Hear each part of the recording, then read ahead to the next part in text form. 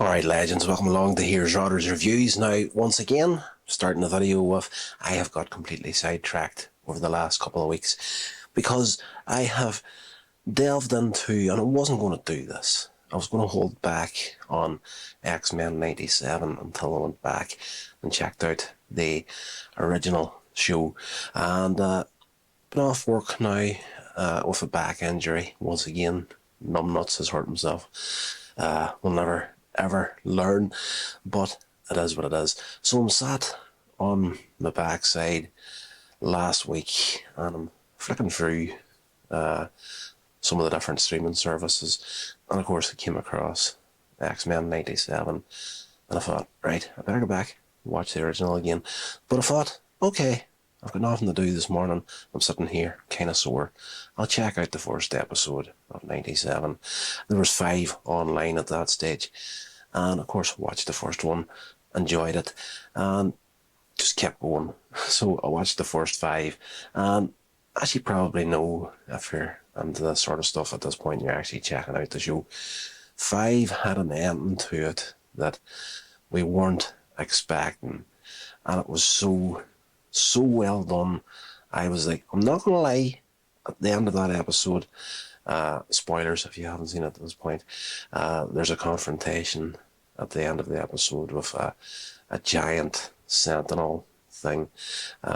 Not your average sentinel, but this thing was just huge, and like 10, had like 3 heads on it and whatnot. It was taking out Genosha with all these mutants that were there, the mutant nation, and I'm not going to delve too far into the story of that episode, but let's just say there was like a love triangle between Rogue, Gambit and Magneto, and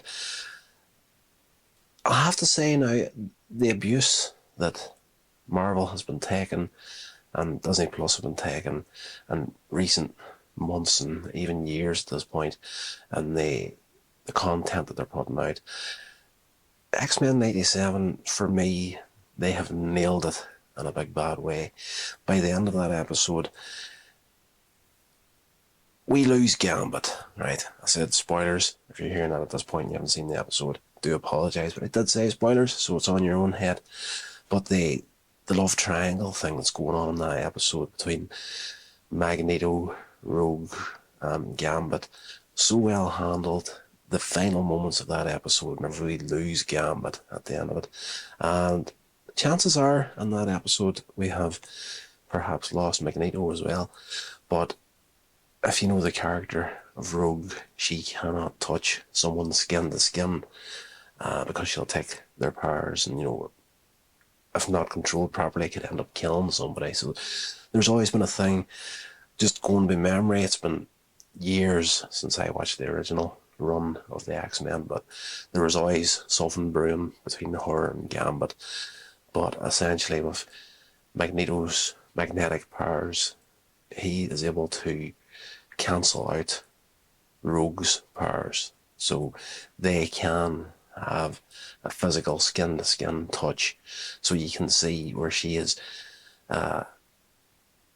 in the mindset of, okay, he can give me everything I've ever wanted physically from another person, Gambit can't.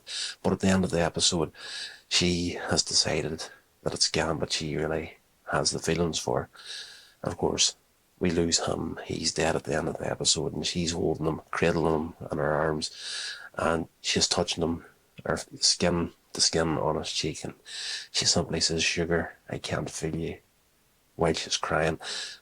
Fantastic, emotional episode. I'm not gonna lie, I did drop a tear at the end of that episode, and I think anybody watching it that doesn't, there's something deadly wrong with them. So at this point, I have seen episode 6 of X-Men 97, and this brings, and again, spoilers, Professor X is in episode 6, and yeah, so it's one of these shows where it is a continuation of the original X-Men cartoon. So at this point, I've decided no more episodes of 97 until I go back, check out the original run of the X-Men. So we'll probably do some videos on the channel here of the original X-Men show on the lead up to X-Men 97.